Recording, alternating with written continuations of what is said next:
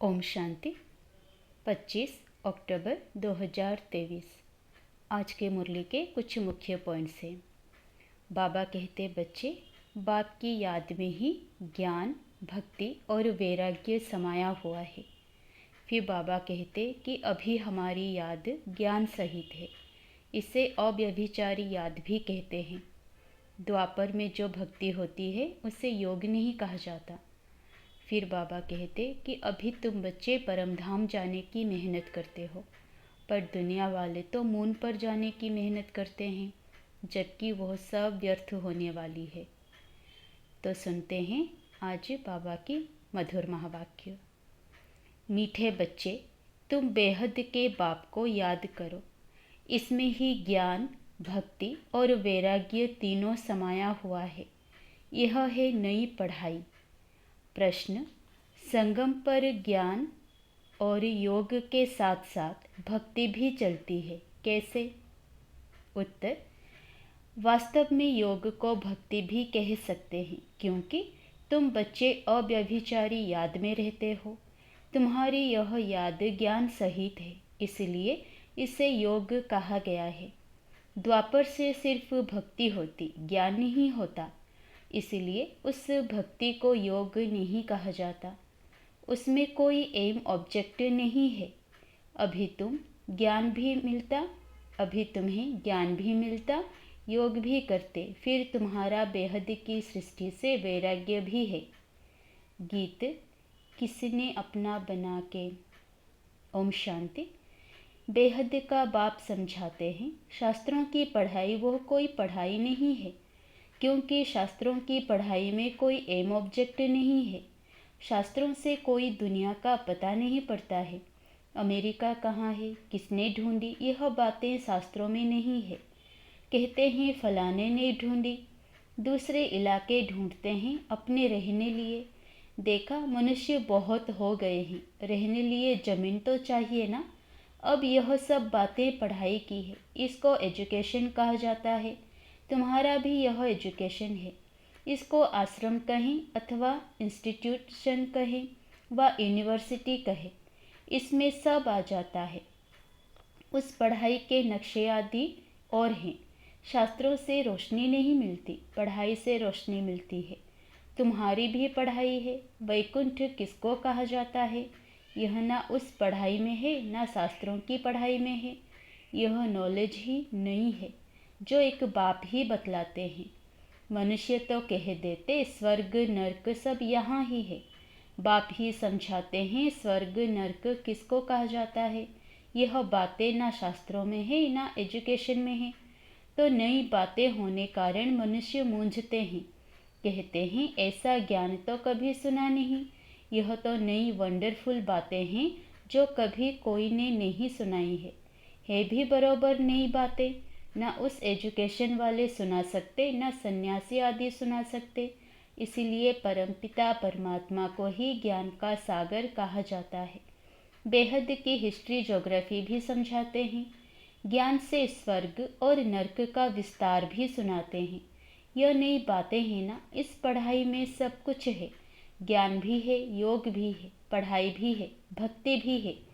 योग को भक्ति भी कह सकते हैं, क्योंकि एक के साथ योग लगाना, उनको याद करना होता है। वह भक्ति लोग भी याद करते हैं, पूजा करते हैं, गाते हैं। वह भक्ति करना कोई योग नहीं कहेंगे। समझो जैसे मीरा थी, श्री कृष्ण के साथ योग लगाती थी, उनको याद करती थी, परंतु उसको भक्ति कहा जाता। उनकी बुद्धि में कोई एम ऑब्जेक्ट नहीं है। इसको ज्ञान भी कहते, भक्ति भी कहते। योग लगाते हैं, एक को याद करते हैं। सतयुग में ना भक्ति होती ना ज्ञान। संगम पर ज्ञान और भक्ति दोनों ही है, और द्वापर से लेकर सिर्फ भक्ति चलती आई है। किसको याद करना, उसको भक्ति कहते। यहाँ यह ज्ञान भी है, योग भी है, भक्ति भी है। समझ सकते हैं, वह सिर्फ भक्त हैं, तत्व से योग लगाते हैं, परंतु उनका है अनेकों से योग, इसलिए उनको भक्त कहते। तुम्हारा यह है अव्यभिचारी योग। यह ज्ञान सागर खुद बैठ पढ़ाते हैं। उनसे योग लगाना होता है। वह तो आत्मा को ही नहीं जानते, हम तो जानते हैं। परमपिता परमात्मा बाप के साथ बुद्धि योग लगाने से हम बाप के पास चले जाएंगे। वह हनुमान को याद करते हैं तो उनका साक्षात्कार हो जाता, उनको व्यभिचारी कहा जाता। यह है अव्यभिचारी योग। सिर्फ एक बात को याद करना है, तो इसमें ज्ञान, भक्ति, वैराग्य सब इकट्ठे हैं और वह उन्हों का सब अलग अलग है। भक्ति अलग, ज्ञान भी सिर्फ शास्त्रों का है, वैराग्य भी हद का है। यहाँ बेहद की बात है। हम बेहद के बाप को जानते हैं, इसलिए उनको याद करते हैं। वह भले शिव को याद करते, परंतु विकर्म विनाश नहीं होंगे, क्योंकि वह ऑक्यूपेशन को नहीं जानते। विकर्म विनाश होने का ज्ञान ही नहीं। यहाँ तो बाप की याद से विकर्म विनाश होते हैं। वहाँ काशी कलवट खाते हैं तो उनके विकर्म विनाश होते हैं। भोगना भोगनी पड़ती है, परंतु ऐसे नहीं कि तुम्हारे मुआफिक आहिस्ते आहिस्ते कर्मातीत बनते हैं, नहीं। उनके विकर्म सजाएं खाते खाते खत्म होते हैं, माफ नहीं हो जाते हैं। तो यह पढ़ाई भी है, ज्ञान भी है, योग भी है, इसमें सब है। सिखलाने वाला एक ही बाप है। इनको आश्रम अथवा इंस्टीट्यूशन कहा जाता है। लिखा हुआ बड़ा अच्छा है, आगे ओम मंडली नाम रोंग था, अभी समझ आई है। यह नाम बिल्कुल अच्छा है। कोई को भी समझा सकते हो कि ब्रह्मा कुमार तो तुम भी हो। बाप है सबका रचयिता, उनको पहले पहले सूक्ष्म वतन रचना है। ब्रह्मा विष्णु शंकर है सूक्ष्म वतनवासी। नई सृष्टि रचते हैं तो जरूर प्रजापिता ब्रह्मा चाहिए। सूक्ष्म वतन वाला तो यहाँ आ ना सके, वह है संपूर्ण अव्यक्त। यहाँ तो साकार ब्रह्मा चाहिए ना, वह कहाँ से आए? मनुष्य इन बातों को समझ ना सके। चित्र तो है ना, ब्रह्मा से ब्राह्मण पैदा हुए, परंतु ब्रह्मा आए कहाँ से? फिर एडप्शन होती है। जैसे कोई राजा को बच्चा नहीं होता है तो एडप्ट करते हैं, बाप भी इनको एडप्ट करते हैं, फिर नाम बदल कर रखते हैं प्रजापिता ब्रह्मा। वह ऊपर वाला तो नीचे आ ना सके, नीचे वाले को ऊपर जाना है। वह है अव्यक्त, यह है व्यक्त। तो इस रहस्य को भी अच्छी रीति समझना है, क्योंकि सबका प्रश्न उठता है। कहते हैं दादा को कभी ब्रह्मा, कभी भगवान, कभी श्री कृष्ण कहते हैं। अब इनको भगवान तो कहा नहीं जाता, बाकी ब्रह्मा और श्री कृष्ण को तो कह सकते हैं, क्योंकि श्री कृष्ण सुंदर से श्याम बनता है। तो जब रात है तब कहेंगे ब्रह्मा, जब दिन है तब कहेंगे श्री कृष्ण। श्री कृष्ण की आत्मा का अभी यह अंतिम जन्म है और यह श्री कृष्ण है आदि का जन्म। यह क्लियर कर लिखना पड़े। 84 जन्म राधे कृष्ण के व लक्ष्मी नारायण के बताने पड़े। यहाँ फिर उनको एडप्ट करते हैं तो ब्रह्मा का दिन और ब्रह्मा की रात हो जाती। वही फिर लक्ष्मी नारायण का दिन और रात। उनकी वंशावली का भी ऐसे हुआ। तुम अब ब्राह्मण कुल के हो, फिर देवता कुल के बनेंगे, तो ब्रह्मा कुमार कुमारियों का भी दिन और रात हुआ ना। यह बड़ी समझने की बातें हैं, चित्रों में भी क्लियर है। नीचे तपस्या कर रहे हैं, अंतिम जन्म है। ब्रह्मा आए कहाँ से, किससे पैदा हो? तो ब्रह्मा को एडप्ट करते हैं, जैसे राजा एडप्ट करते हैं, फिर उनको राजकुमार कहते हैं। ट्रांसफ़र कर देते हैं प्रिंस ऑफ फलाना। पहले तो प्रिंस नहीं था, राजा ने एडप्ट किया तो नाम डाल प्रिंस। यह रस्म रिवाज चलती आई है। बच्चों को यह बुद्धि में आना चाहिए, दुनिया नहीं जानती कि बाप कैसे पुरानी दुनिया का विनाश और नई दुनिया की स्थापना करते हैं। यह रोशनी तुम बच्चों को है, तुम्हारे में भी नंबरवार है। आगे चलकर छोटी छोटी बच्चियां भी बहुत तीखी होती जाएंगी, क्योंकि कुमारियां हैं।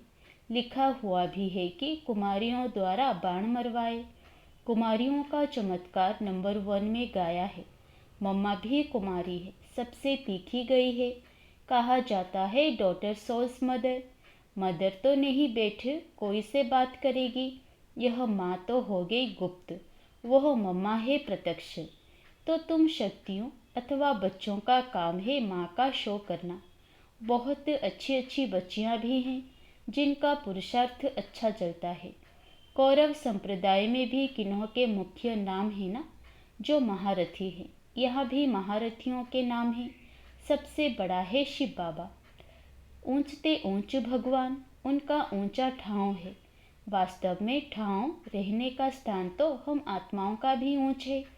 मनुष्य तो सिर्फ महिमा करते रहते, जानते कुछ भी नहीं।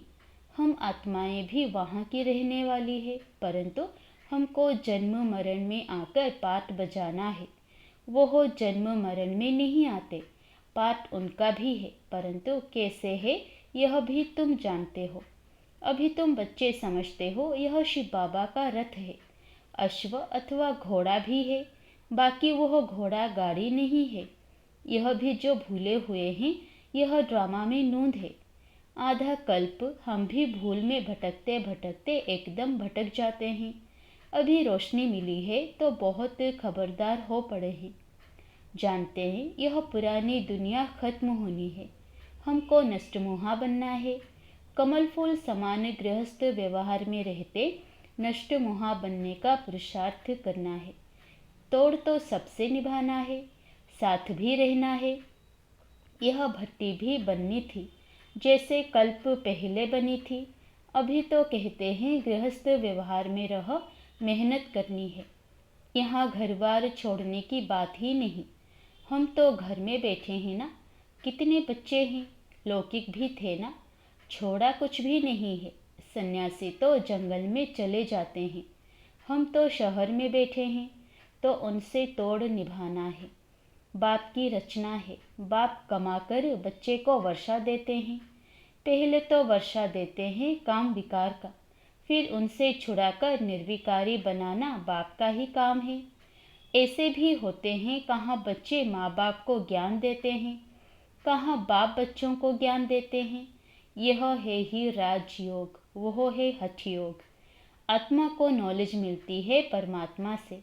मैं ब्रह्मा राजाओं का राजा था, अब रंक बना हूँ, रंक से राव गाया हुआ है। बच्चे जानते हैं हम जो सूर्यवंशी थे अभी शूद्रवंशी बने हैं। यह भी समझाना पड़ता है, नर्क और स्वर्ग अलग है। मनुष्य यह नहीं जानते। तुम्हारे में भी कितने बच्चे कुछ नहीं जानते, क्योंकि तकदीर में नहीं है तो पुरुषार्थ क्या करेंगे। किनकी तकदीर में कुछ नहीं है, किनकी तकदीर में सब कुछ है।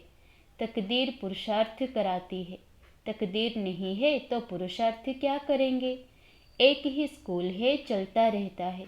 कोई बच्चे आधा में गिर पड़ते, कोई चलते चलते मर पड़ते। जन्म लेना और मरना बहुत होता है। यह नॉलेज कितनी वंडरफुल है। नॉलेज तो बहुत सहज है, बाकी कर्मातीत अवस्था को पाना, इसमें ही सारी मेहनत है।